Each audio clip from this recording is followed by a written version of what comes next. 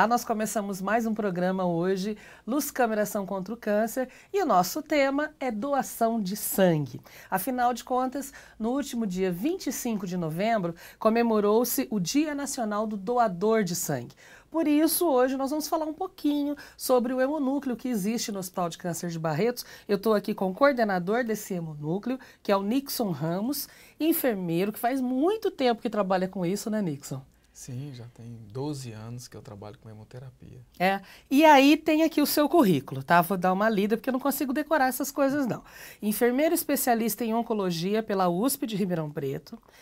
Tem proficiência técnica em hemoterapia pela Associação Brasileira de Hematologia e Hemoterapia e atualmente está fazendo mestrado na USP. Olha, vai ser mestre daqui a pouco. Também em hemoterapia. Faz 12 anos você trabalha, você já falou, no hospital, nesse departamento hoje, que é o hemonúcleo, né? Hoje você é coordenador de lá, mas você antes trabalhou no transplante de medula também por 2 anos. Bastante coisa, é bem especializado em sangue, né? Em sangue. Assim que eu me formei, eu comecei a trabalhar na Santa Casa, no pronto-socorro, no pronto atendimento da Santa Casa Saúde. E tinha uma enfermeira que era muito amiga minha, da minha mãe, naquela época era muito familiar as coisas aqui. E eu fui convidado pela Karina, porque iria abrir o transplante de medula óssea. Ela me chamou, eu nunca trabalhei com transplante de medula óssea. Ela falou assim, quer pegar o desafio? Quer encarar? E eu peguei e falei, não, quero estudar, quero aprender sobre isso.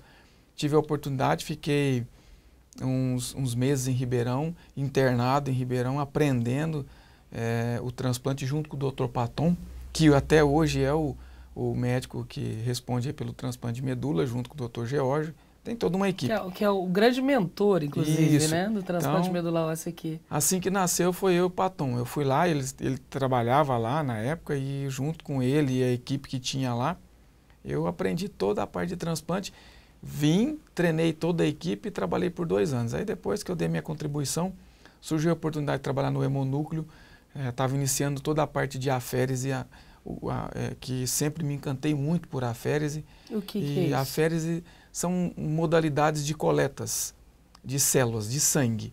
Então, podemos, através de equipamentos, coletar todas as células do sangue ou separá-las. Aférese significa assim, separação, ou seja, em se tratando de sangue, das células do sangue. Isso pode ser tanto feito com o doador, mas também pode ser feito com os pacientes também. Uhum. Então, a gente pode tratar algumas doenças através de aférese e a gente pode coletar células dos doadores de sangue através de aférese também. E aí eu quero, já que você está falando de uma palavra nova e diferente, eu quero que você me fale uma coisa que eu sempre tenho confusão. Hematologia e hemoterapia. Qual que é a diferença? Na verdade, as pessoas hoje se ligam muito à palavra hemoterapia por conta que saiu muito na mídia sobre aquela questão de você tira o sangue da veia e injeta no músculo. Que isso é proibido, nós da enfermagem, eu sou enfermeiro, então assim, a enfermagem não pode fazer isso. Isso é proibido pelo nosso código de ética, pelo COREN, que é o Conselho Regional de Enfermagem. Então assim, nós não podemos fazer essa autohemoterapia. Isso é uma técnica quase que medieval, né? Sim, Quando a gente fala disso, a gente lembra de um passado distante. Mas ainda tem gente que utiliza esse tipo de procedimento? Não tem, assim, a gente não tem nenhum artigo de peso científico mostrando o real benefício desse tipo de autohemoterapia. Por isso que nosso conselho nos proíbe, e eu trabalho com isso há muito tempo, também não enxergo nenhum, pelo menos por enquanto, né, nenhum benefício em relação a isso. Mas existem várias pessoas que lidam com esse tipo de situação, de coisa, né? Mas a diferença de hematologia e hemoterapia, a hemoterapia ela é mais voltada às questões do doador de sangue, o armazenamento do sangue, que tem todo um processo, a separação do sangue, né? Então o sangue ele é um tecido que está circulando no sistema Chama venoso. Tecido? É um tecido. Porque quando a gente fala tecido, eu me lembro de uma coisa um pouco mais sólida, mais concreta, que o sangue, que na nossa opinião é líquido. É líquido. Né? Que bacana você perguntar, porque a gente fala assim, uma célula, um conjunto de células forma um órgão, um conjunto de células forma um tecido. Um conjunto de tecidos muitas vezes vai formar um órgão. Lembra aquela coisa da biologia? E é assim, o sangue ele é um conjunto de células. Eu tenho no sangue, eu tenho várias células. Eu tenho as células vermelhas, eu tenho as células brancas, que são várias, eu tenho mais de 10 tipos de células brancas. Eu tenho as plaquetas, são todas células que estão misturadas. Cada uma cumpre uma função e em conjunto ele cumpre uma função. Então, um conjunto de células que cumpre uma função é um tecido. Então, o sangue é um tecido, como a pele é um tecido e assim sucessivamente, porque ela cumpre uma função, ela tem várias células que cumprem uma função. Então, o sangue é chamado de um tecido porque ele cumpre uma função, as suas várias células, cada uma em uma determinada situação. E todo mundo, assim, na vida, quase todo mundo, uma hora ou outra vai precisar aí de uma doação de sangue. Vai precisar utilizar um desses produtos. Porque você dividiu bastante aí, mas é preciso deixar claro que quando eu dou o sangue, não é que a outra pessoa vai receber aquele sangue. Às vezes é um subproduto daquele sangue, né? Sim. Muitas vezes, quando um doador doa, ele doa um sangue total, daquele sangue total, que é a maneira convencional, que sai naquela bolsinha, que fica mexendo, a gente consegue separar. Que tem aquela cor mais escura do que a gente espera. É né? Um vermelho, né? Mas a vermelha é causada pela hemoglobina que está dentro da hemácia. A gente decanta aquilo, centrifuga, tem uma centrífuga que ela é gelada, refrigerada, e ela gira.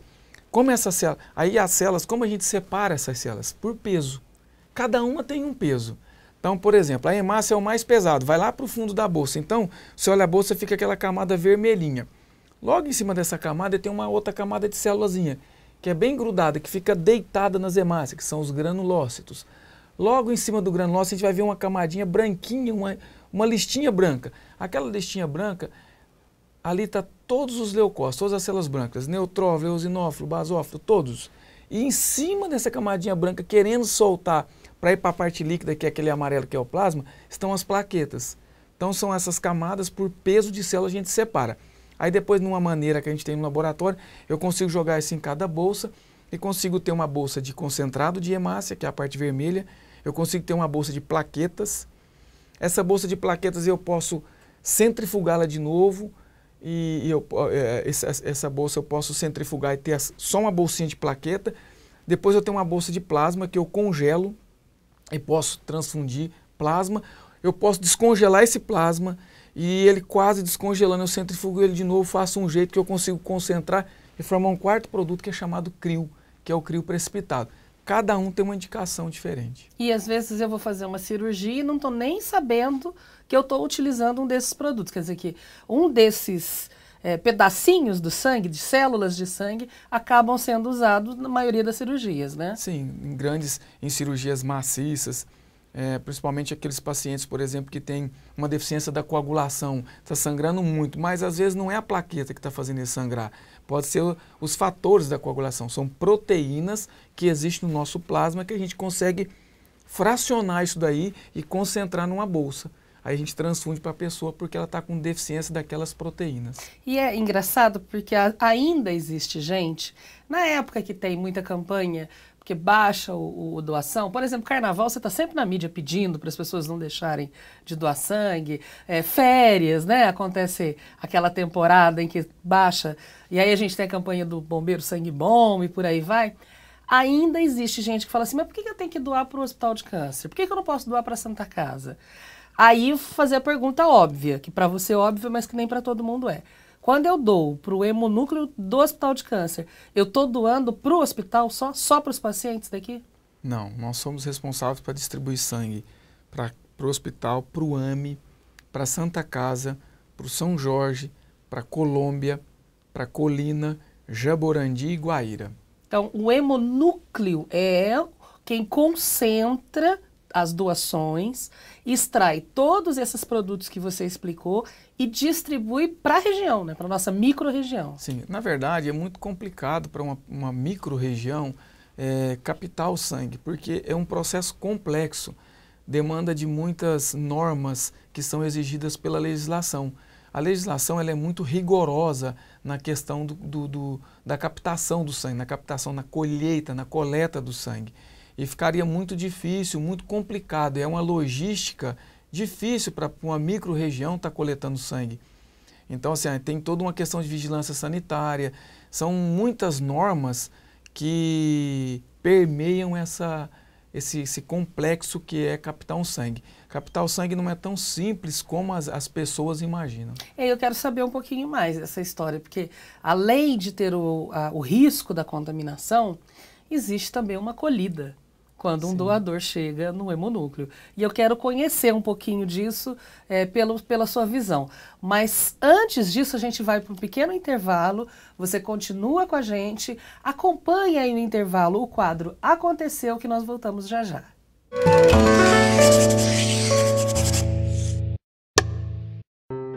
Desde 2012, milhares de pessoas em várias cidades do país vão às ruas para se manifestar em prol da luta contra o câncer infanto-juvenil. É a Caminhada Passos que Salvam, uma mobilização organizada pelo Hospital de Câncer de Barretos, que neste ano moveu mais de 200 cidades em 11 estados do Brasil. Naima Khatib, organizadora de campanhas, responsável pela caminhada, falou sobre a importância do evento. Então essa é a nossa terceira versão na Caminhada Passos que Salvam.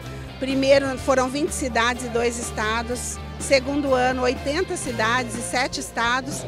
Nós estamos agora com 250 cidades e 11 estados do Brasil. É emocionante pensar que nesse momento todas as pessoas estão saindo de suas casas, vestidas de verde, para alertar a população para o diagnóstico precoce das crianças com câncer, que é o nosso grande objetivo. Falar dos sinais e sintomas para que elas cheguem em tempo hábil para o tratamento. Uma onda verde vai invadir o Brasil no dia de hoje, eu tenho certeza. E para os próximos anos, nós esperamos que todo o Brasil caminhe a Caminhada Passos que Salvam. Essa caminhada tem uma particularidade, ela sai simultaneamente em todos os municípios, em todos os estados e em todo o país. E todos vestidos iguais. Então, tenho certeza que daqui a alguns anos nós vamos alcançar o mesmo índice de cura dos Estados Unidos, com certeza. Para mim essa caminhada é muito válida, né? É uma campanha para ajudar com a prevenção de crianças. Então eu e meu cachorro aqui vamos ajudar nessa caminhada aí com essas crianças.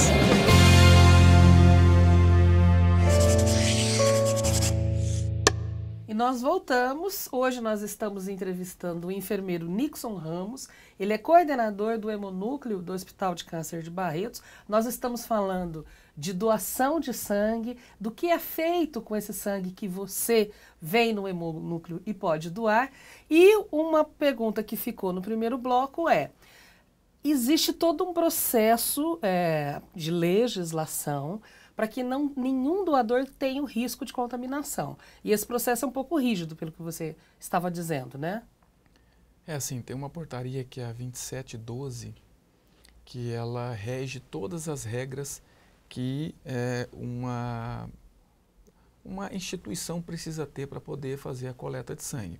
Então tem todo um rigor de controle de temperatura de sala, um rigor de tempo de coleta, tem um rigor de exames, a gente chama de hematimétricos para a pessoa doar sangue. Então, um serviço que faz aférias precisa ter um hemograma próximo para poder analisar o hemograma, precisa ter uma microcentrífuga para analisar um hematócrito antes da doação. Tem que ter um profissional treinado e capacitado para fazer aquela entrevista que é feita toda a doação de sangue, que é extremamente importante. Essa entrevista, ela tem o objetivo de proteger tanto o doador como o paciente. Às vezes o doador ele pode ter reações por conta de alguma coisa que está acontecendo naquele momento que ele não pode doar sangue. Um medicamento, ou não dormiu bem. Outra coisa que as pessoas desconhecem, por exemplo, uma pessoa, esses dias mesmo eu peguei um doador. Ele para doar, dentre as perguntas, ele veio trazer um primo de helicóptero aqui, para fazer uma quimioterapia e a volta ele é piloto de helicóptero, ele veio doar sangue. Então ele não pôde doar sangue. Porque isso ia fazer diferença na hora que ele voltasse? Não, porque ele pilota helicóptero. Imagina que tem um risco pequeno dele sentir um mal-estar. Se você está de carro, a gente fala, ó, você está dirigindo, você sente um mal-estar, você freia o carro e encosta. Como que ele faz com o helicóptero? Encostar o helicóptero. Ele está lá no alto. Ele e o primo dele que não sabe, que é paciente, que fez quimioterapia, provavelmente vai estar todo debilitado. Só está ele lá. Se ele passa mal, imagina o que acontece, né? Mas isso no mesmo dia, se fosse uma coisa assim, se ele fosse dormir sim, na cidade e fosse voltar no outro dia, tudo bem. Sem problemas. O problema é que ele iria voltar no mesmo dia, portanto é por isso que eles vieram de helicóptero aqui. Ele mora aqui perto, ele tem um helicóptero, é primo, quis, né, enfim. Não pode doar sangue. A pessoa vai doar sangue e é eletricista. vai subir numa torre, vai doar sangue de manhã e vai sair daqui e vai subir numa torre. Não pode. Por isso que, inclusive, as pessoas têm, por lei, o direito, quando doa sangue, não trabalhar naquele dia. Naquele dia. A legislação, ela dá o direito de uma vez por ano. Então, assim, nós temos doador de plaquetas que doa 10 vezes por ano. Então, tem uma outra questão que, né, o direito de legislação é uma vez por ano. Tem gente que doa 10 vezes por ano? Nós temos doadores de plaqueta que doa 10 vezes por ano. Tá, aí você falou uma outra coisa que também é interessante, que é a do sono.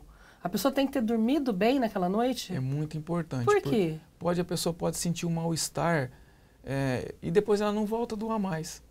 Então, assim, se a pessoa dormiu mal à noite e a doação pode causar uma sonolência maior ainda e aquele mal-estar.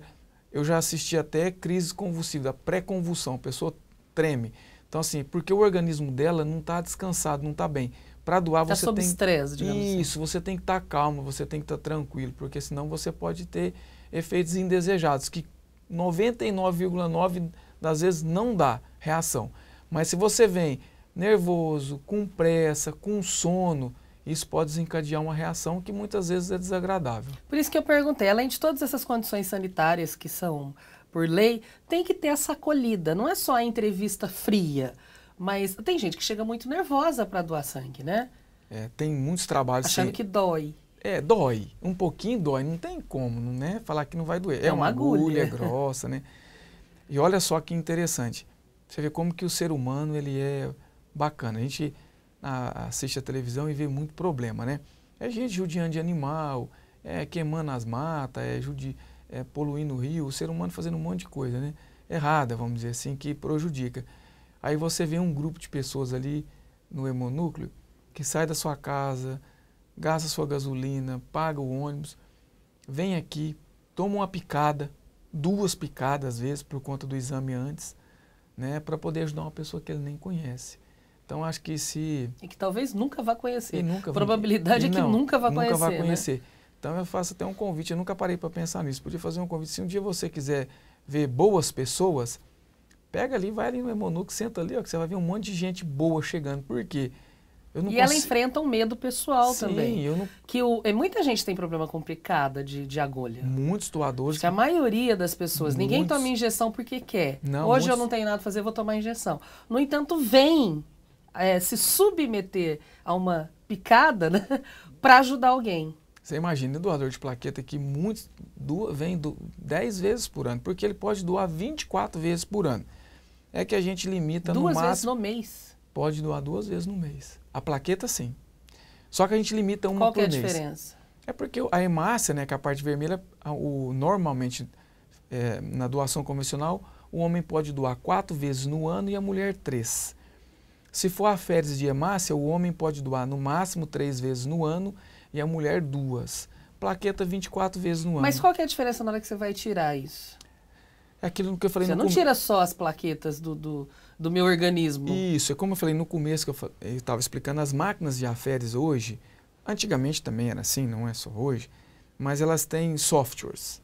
Esses equipamentos, eles permitem, através desses softwares, separar a célula que eu desejo, que eu preciso.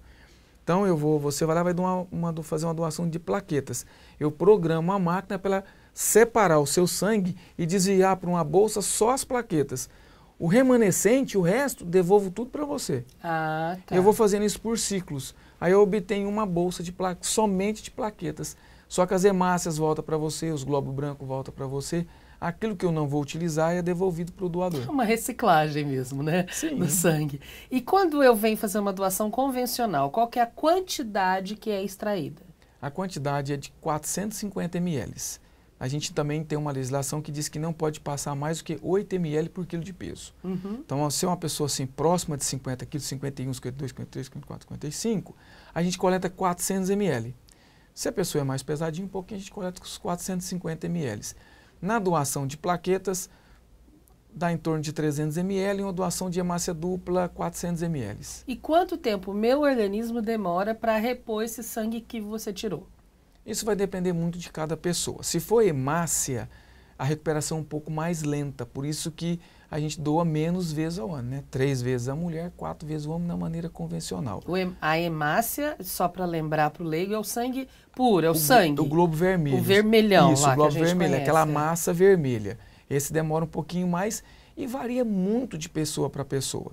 A mulher, por exemplo, tem uma dificuldade para recuperar porque ela já menstrua, as questões hormonais dela atrapalham um pouco a maturação do glóbulo vermelho. O glóbulo vermelho ele precisa de vitaminas, como a cianocobalamina, que é a vitamina B12, o ácido fólico, ele depende de ferro, sulfato ferroso, então depende de uma alimentação, vamos dizer assim, um pouco mais equilibrada, voltada para a maturação do glóbulo vermelho. Contrapartida, a plaqueta não. A plaqueta é muito mais simples, ela não depende muito dessas substâncias para poder produzir no organismo. Você doa a plaqueta hoje, 72 horas depois você pode doar de novo, que os seus níveis já estão normais. Entendi. Agora, o sangue é recomendado que se espere um pouco.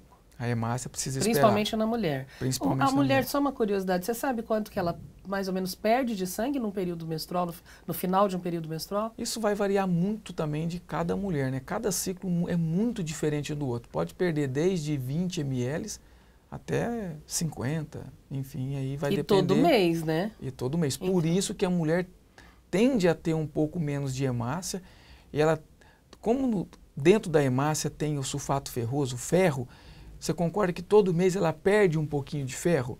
O homem não tem essa perda, essa perda mensalmente de ferro. Então, os estoques de ferro na mulher, eles são menores quando comparado com os estoques de ferro do homem. Então, o homem tem uma facilidade maior para produzir e madurar melhor o glóbulo vermelho. Porque não adianta só produzir, eu tenho que produzir ele e fazer a maturação dele. Muitas vezes eu tenho muito glóbulo vermelho, mas eles são jovens. Esses não cumprem a função que precisa. Qual que é a função dessa célula, desse sangue vermelho? É transportar o oxigênio. Para ele transportar o oxigênio para os tecidos, ele precisa do auxílio do ferro, que fica na hemoglobina, é o que dá a cor vermelha ao sangue.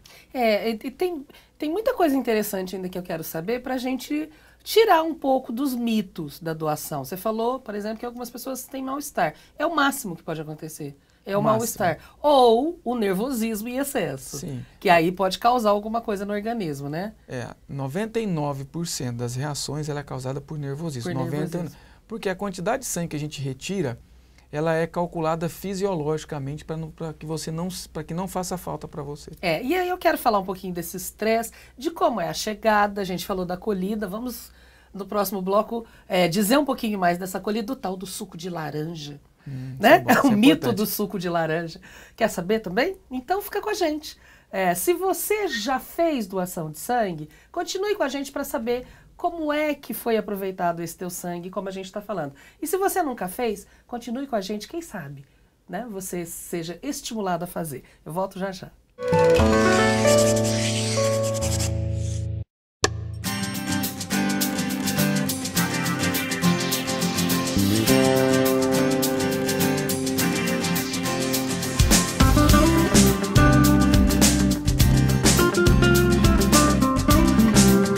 O Departamento de Radioterapia da Unidade de Jales do Hospital de Câncer de Barretos, se preocupando com o tempo ocioso que os pacientes e seus acompanhantes passam enquanto aguardam os procedimentos, teve uma ideia muito interessante.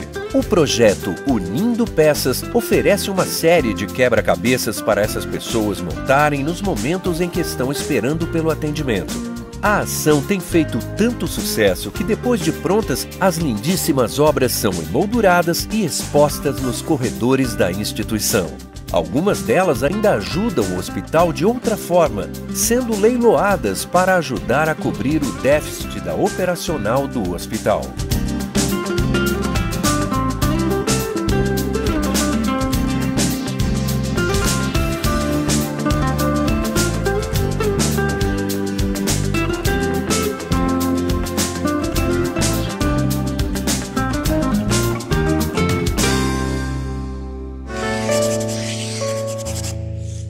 E nós voltamos nossa entrevista de hoje interessantíssima.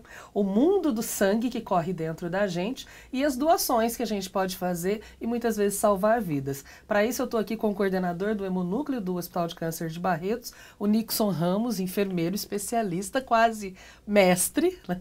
Quase mestre. Quase mestre. E a gente, mestrando, né, que fala quando está fazendo. E a gente estava falando dos mitos que envolvem... A história do suco de laranja é verdade? Que todo mundo tem que tomar o bendito do suco de laranja? Não, na verdade, assim, tem muitos trabalhos... Agora a gente fazendo mestrado tem que ler muito, né? Antes eu já lia pouco, agora tu tem que ler muito. E um dos trabalhos que eu li recente, que eu achei muito interessante, um trabalho britânico, foi feito pegaram um grupo de doadoras mulheres, 2 grupos. Um grupo...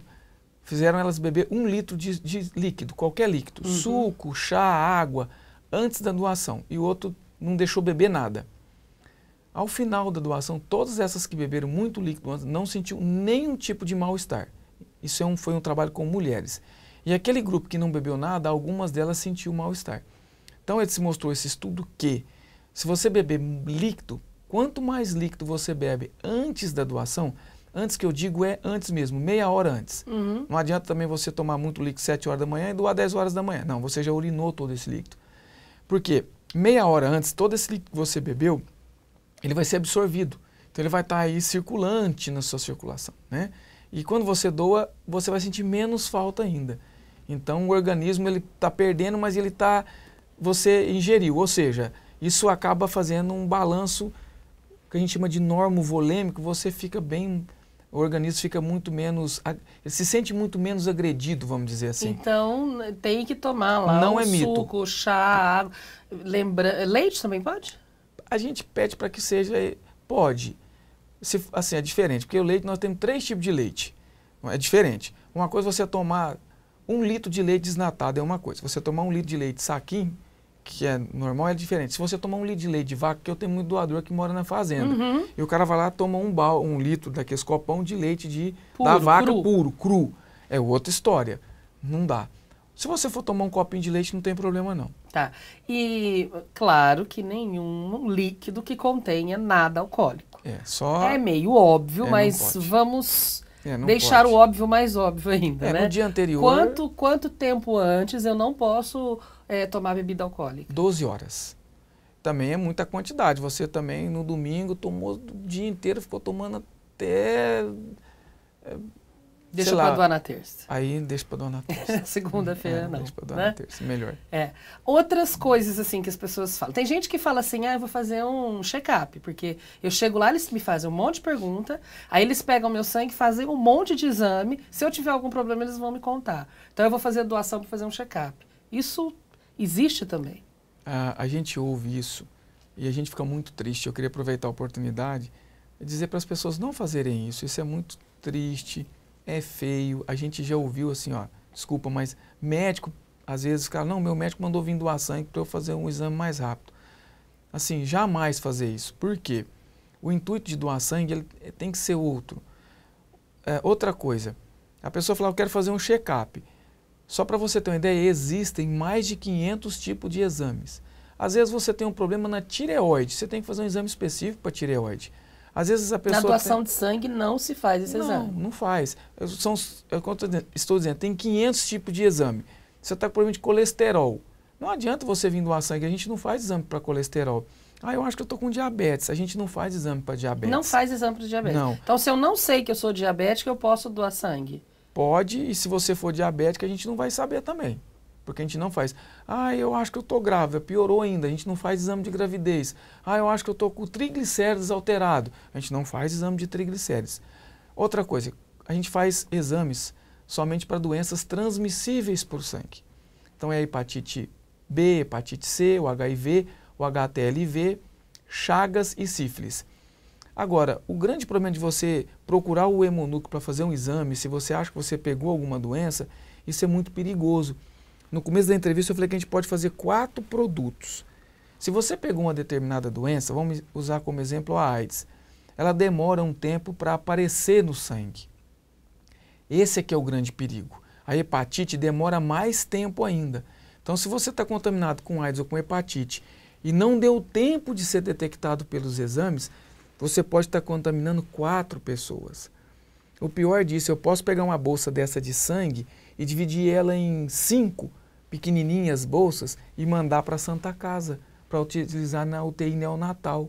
Você imagina uma criancinha na UTI neonatal, recebe uma bolsa dessa que pode estar contaminada, porque a pessoa mentiu durante a entrevista e ela se contaminou há uns 2, 3 dias atrás. Então tem gente que, por exemplo, fez uma ação de risco, que ela acha que pegou uma doença. Por exemplo, a pessoa teve um relacionamento sexual perigoso e acha que pegou uma doença. Aí vai no outro dia doar sangue.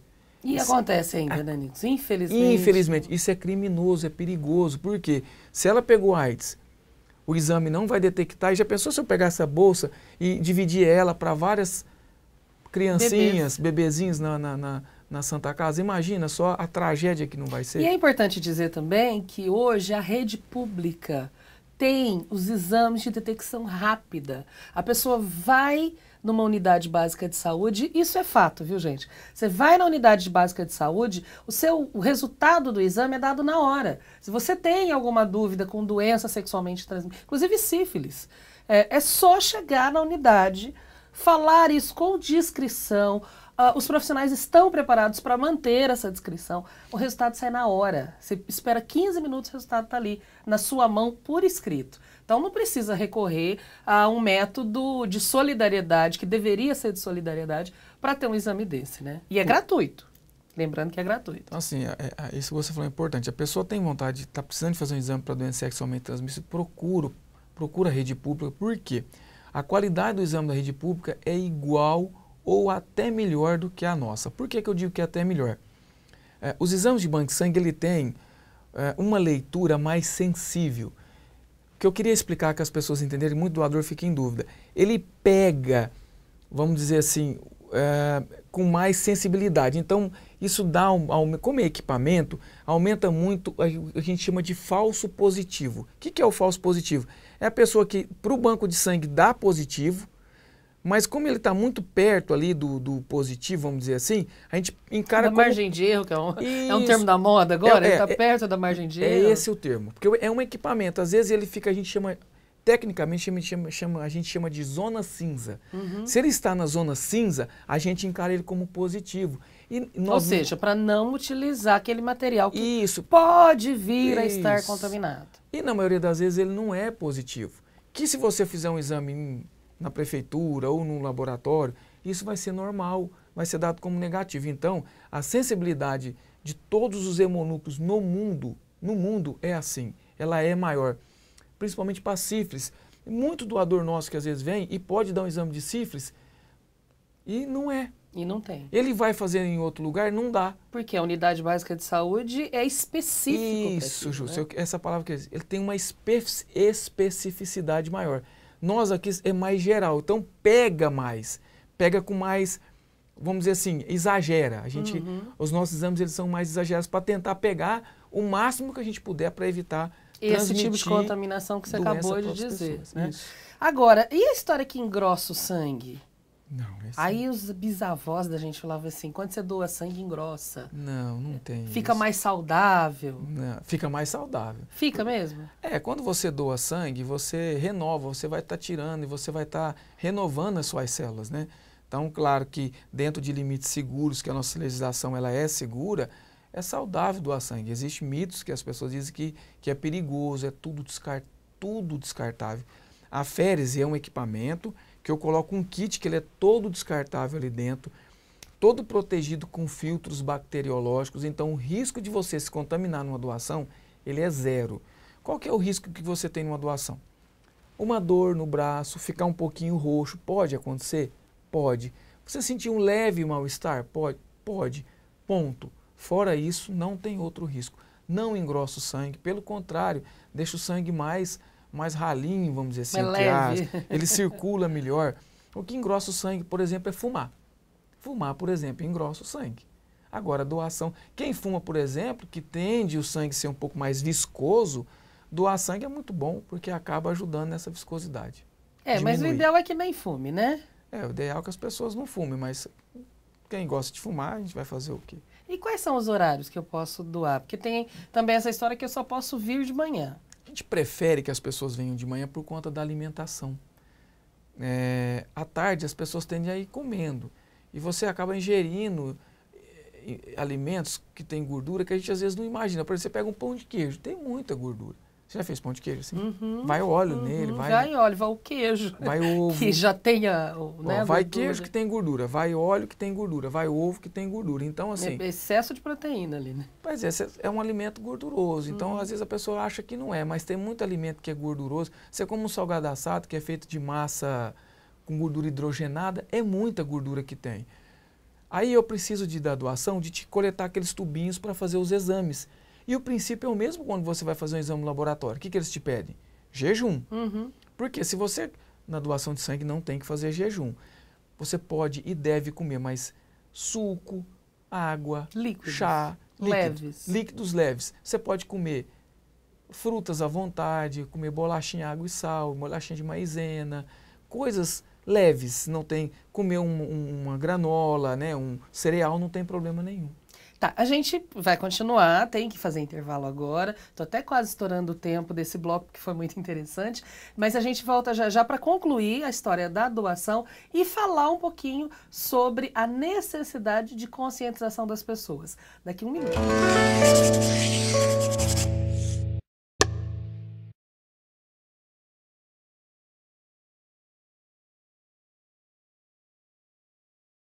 Para o Ministério da Saúde, a humanização da saúde é uma estratégia de intervenção visando melhorar a qualidade da atenção à saúde, em que os sujeitos envolvidos se tornam protagonistas desse processo. E quem são esses sujeitos? Tanto o paciente, que como tal ele deve ser respeitado, ele tem valores pessoais que devem ser levados em conta, ele deve participar do processo de tomada de decisões do seu próprio tratamento, e também na outra ponta, isso que é importante na humanização, que não considera apenas um dos lados, mas os dois lados, também o dos profissionais de saúde, que eles também são sujeitos envolvidos na produção de saúde. Então esses profissionais também têm que ter um ambiente de trabalho adequado, eles também têm que se sentir inseridos, eles também têm que se sentir valorizados e também poder expressar suas opiniões e seus valores.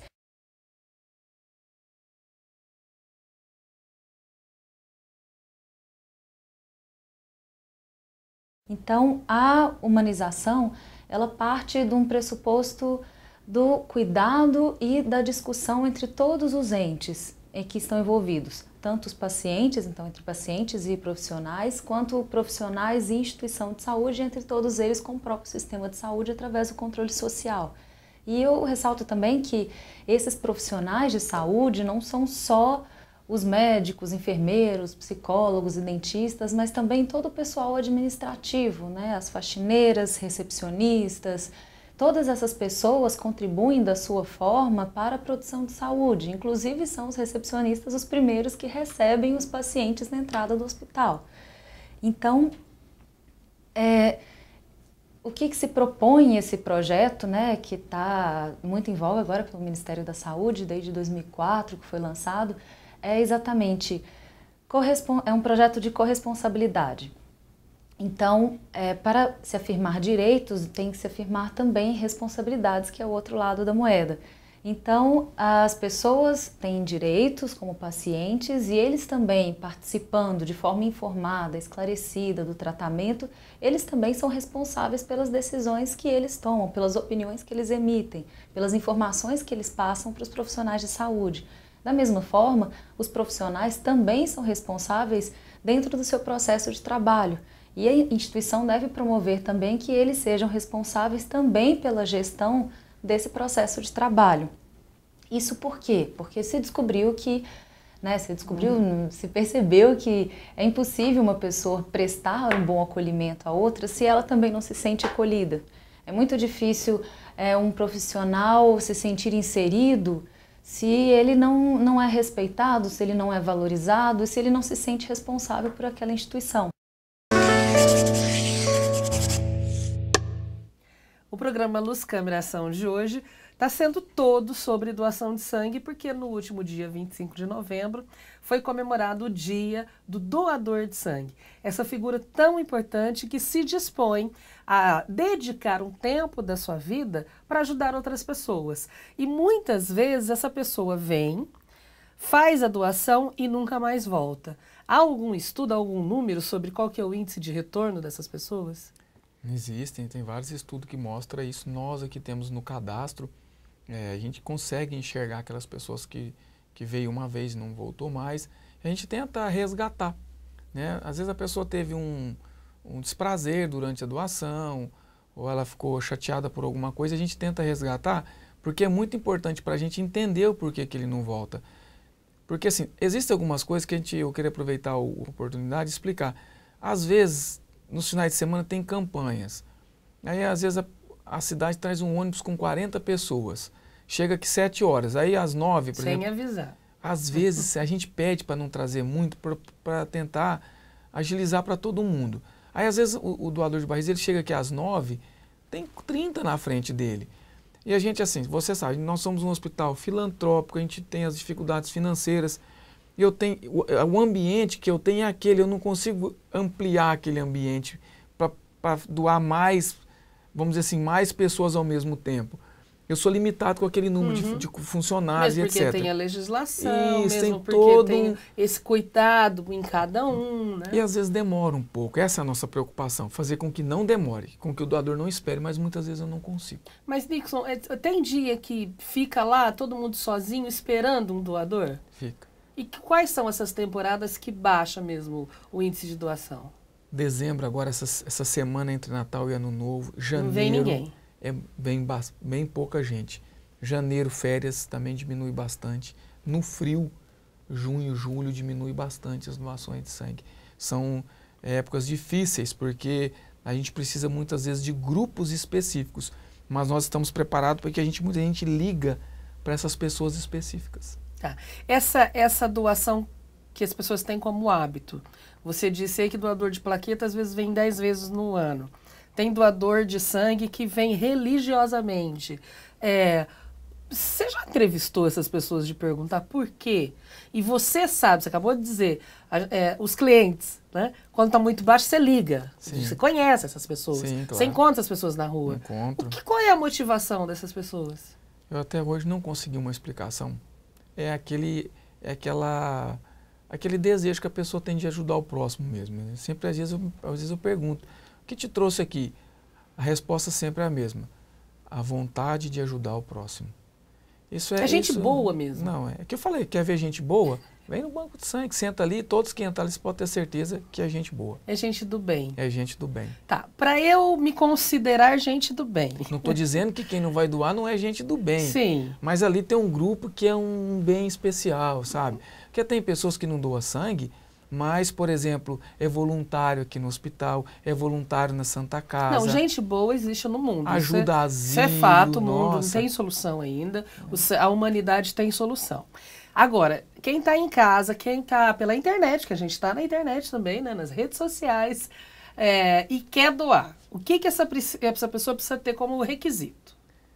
Precisa ter entre 16, 69 anos e 11 meses, 29 dias. Ou seja, fez 70 não pode mais, a legislação não permite. Se você completou 70 já não pode mais, antes dos 70 pode. Com 16 e 17 anos de idade, precisa ter o pai ou responsável aqui para assinar um termo com 16 e com 17. Tá, então o adolescente é preciso que ele venha acompanhado Isso. de uma pessoa que seja responsável por ele. Um adulto responsável por ele. Isso. 50 quilos no mínimo precisa pesar. E é muito importante. A legislação, eu não sei se ela é certa ou se é errada, eu não vou discutir aqui, mas você precisa portar um documento de identidade com foto oficial. Ah, mas eu sou doador, tem 20 anos, preciso do documento oficial com foto? A legislação diz que precisa. Que é o RG ou carteira de habilitação? Carteira de trabalho, um documento oficial com foto. Isso é muito importante. Você vai fazer uma fichinha rápida, depois vai passar por aqueles exames que são rápidos, a entrevista e já vai doar sangue. Tá, aí eu tomei café da manhã em casa, tal, passou 2 horas, eu tô aqui, tá tudo bem. Tranquilo, não tem problema nenhum. Sem problema. Tá, o que é oferecido para essa pessoa? Antes nós oferecemos líquido. E uma bolachinha porque não é bacana você comer grandes quantidades antes da doação. Comida não, líquido. Tá. Então a gente Mas oferece... é oferecido ou tem necessariamente que tomar o líquido? Você acabou de falar aí de um estudo que você leu que é recomendado. Isso. Numa das primeiras perguntas na entrevista, a gente pergunta do que a pessoa comeu hoje ou bebeu. É uma das primeiras perguntas que a gente faz na nossa entrevista. Quando você chega na portaria ali do Banco de Sangue, que você faz a ficha, já tem ali água, chá, suco e café. Já tem ali para você. E a pessoa que faz a ficha, ela pede para que você aguarde e que você, o tempo que você esteja aguardando, que você tome algum líquido. Ela já fala.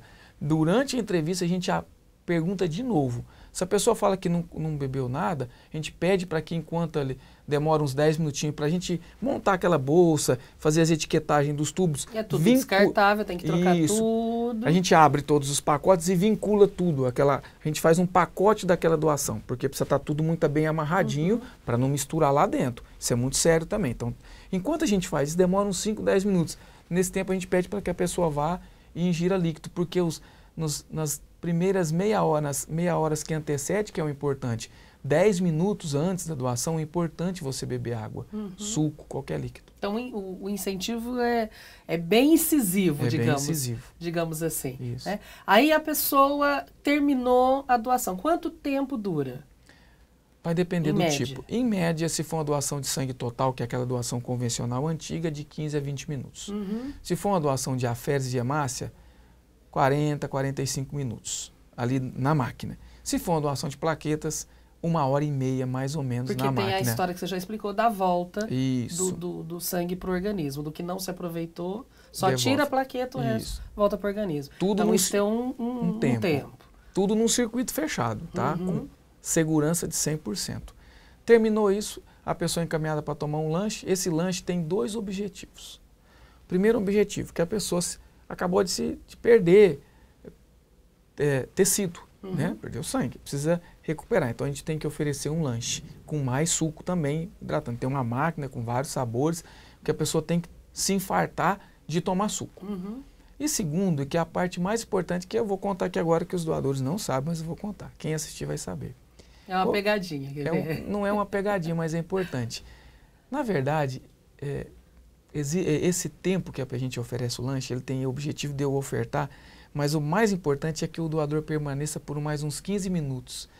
Porque se ele sentir mal, ele tá 99%, se a pessoa sentir mal, é nos primeiros 15 minutos. Ou seja, ele vai estar ali dentro. Eu li um interessante no Sul, em Santa Catarina, um dos alunos do mestrado que faz comigo, eles oferecem ovo cozido. Eu falei para ele, né? Ele é um médico. Arley, mas ovo cozido? Ele falou, porque demora para a pessoa descascar para ela ficar mais tempo no serviço. Então, o objetivo é que a pessoa permaneça por... Porque às vezes se você pedir para ela esperar 15 minutos, ela fala, não, tô com pressa, eu quero ir embora, não. Mas ela fica ali enrolando com o lanche. Tem que ser agradável essa espera, digamos assim. Tem que ser uma espera disfarçada.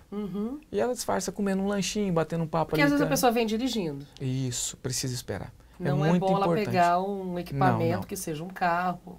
Olha só, não é legal você terminou de doar segurando o braço ainda lá que está com aquele adesivinho e você sair andando já montar no seu carro. Não, isso não pode. A gente explica que não pode. E o lanche é justamente para isso. Que ela vai demorar de 10 a 15 minutos para comer. Tá, agora uma outra coisa importante da gente falar. Quando eu falo que o hemonúcleo fica dentro do hospital, tem gente que fala, não vou lá não, porque eu não gosto de ver, eu fico com dó. Aí a gente encontra criança em tratamento, a gente encontra mulher em tratamento, eu sou muito impressionável. É separado, né? Já é estrategicamente separado, você não tem contato com o paciente. Tem gente que não lida bem com a dor do outro. Não. Né? E fica impressionado e depois não consegue dormir porque viu o outro em sofrimento. Não, a pessoa não vai ver o paciente do hospital. Não tem contato, não pode ter contato, porque legalmente tem que ser separado, não pode ter contato. O doador de sangue é uma pessoa saudável, que ele vem para doar, ele não pode ter contato com o paciente e não tem. A não ser que na rua, assim, mas tem um estacionamento que é dentro do hemonúcleo, que a pessoa pode chegar e estacionar lá dentro, ela vai descer lá dentro não tem paciente, ela vai entrar para doar, vai sair, não vai ter contato com o paciente. Sim, é importante dizer que não é que as pessoas tenham medo de contaminação não, ou de... não. Né, vai pegar câncer. Não, é porque tem gente que não lida bem com a dor alheia. Sim. Isso é do ser humano e tem que ser respeitado. Sim, claro. Eu, por exemplo, sou enfermeiro há mais de 20 anos. Eu tenho uma dificuldade tremenda para lidar com criança. Eu não consigo lidar com criança. Olha que eu trabalhei na Santa Casa muitos anos como atendente de enfermagem, como técnico de enfermagem, trabalhei em UTI como técnico de enfermagem durante a faculdade. Hoje eu sou enfermeiro, eu não consigo lidar com criança. O ser humano é uma máquina ainda Sim. muito pouco estudada, Sim. muito individualizada, mas que necessita de sangue para viver, e é por isso que a gente deixa esse espaço para você fazer aquela mensagem que há 12 anos você vem fazendo, pedir a doação. Claro, queria aproveitar, na verdade, dizer que no último dia 25, né, a gente comemorou, foi uma semana muito bacana, de muitas doações, teve um café da manhã gostoso, bacana, e assim, infelizmente a gente gostaria de dar um presente, uma recordação, mas infelizmente a gente não conseguiu assim patrocínio porque é muito difícil. E tem uma questão da legislação, a legislação ela proíbe, ela diz que a gente não pode dar nada em troca, não pode ter recompensa, ela tem que ser altruísta e tem que ser voluntária. Isso então dificulta um pouco, e a gente também não consegue os grandes patrocínios porque hoje em dia está muito difícil. Mas eu queria agradecer, dizer que qualquer dúvida eu estou à disposição, nós somos em 4 enfermeiros, para tirar qualquer dúvida, pode estar ligando no 3321-6600, só pedir para a telefonista, ela vai passar para o banco de sangue, nós estamos preparados para atender, para tirar as dúvidas por telefone. Às vezes, estou tomando medicamento X, eu tenho um problema X de saúde. Para não ter que vir aqui, pode ligar que a gente vai tirar todas as dúvidas por telefone com o maior prazer. Obrigada, muito obrigada pela presença. Nosso tempo acabou. Quer saber mais? Está mais curioso? www.hcancerbarretos.com.br. Eu faço esse convite. Acompanhe a gente nas redes sociais. Acompanhe o Hospital de Barretos, o Hospital de Câncer de Barretos, e acompanhe nosso programa que volta, tá? Então, fique com a gente ainda. Até o próximo.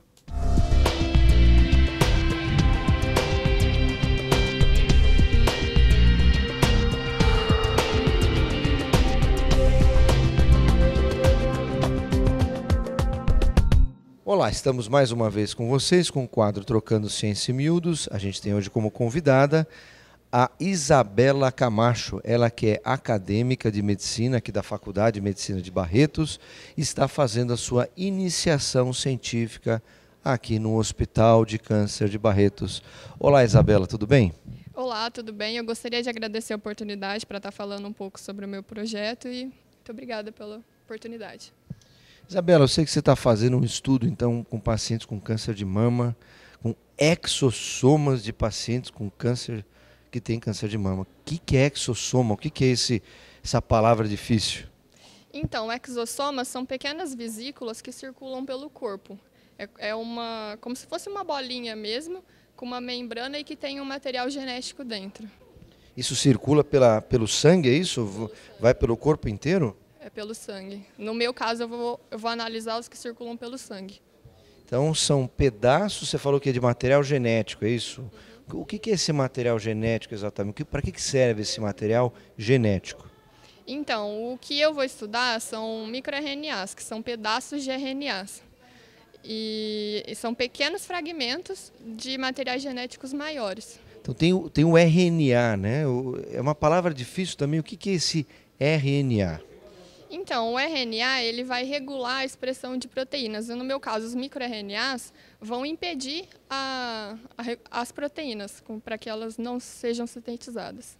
Entendi. Então, são pedacinhos aí como se fosse uma fitinha que fica dentro de uma, como você falou, uma vesícula que fica circulando pelo corpo no sangue. Então, no sangue tem muito mais do que glóbulos vermelhos, brancos, tem essas exossomas. E qual que é a importância desses exossomas, dessas vesículas que ficam circulando pelo corpo com o RNA dentro?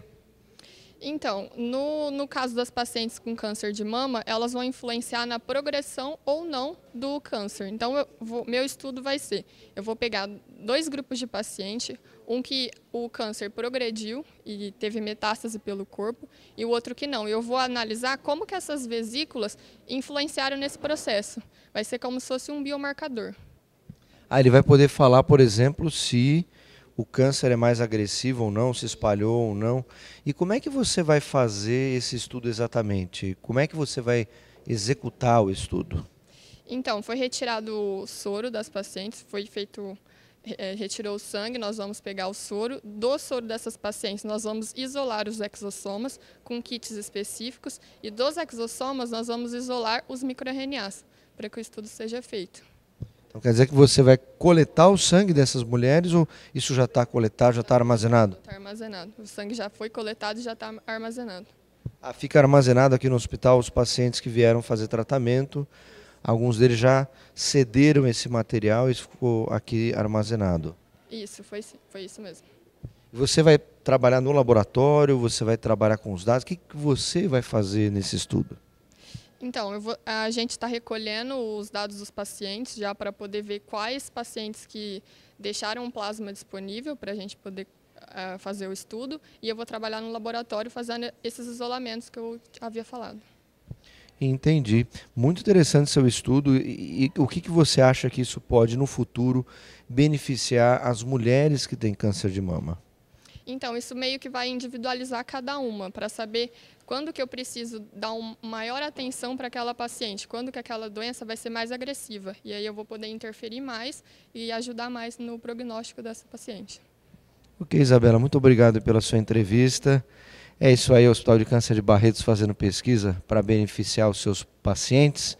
Espero vocês na próxima semana. Até lá.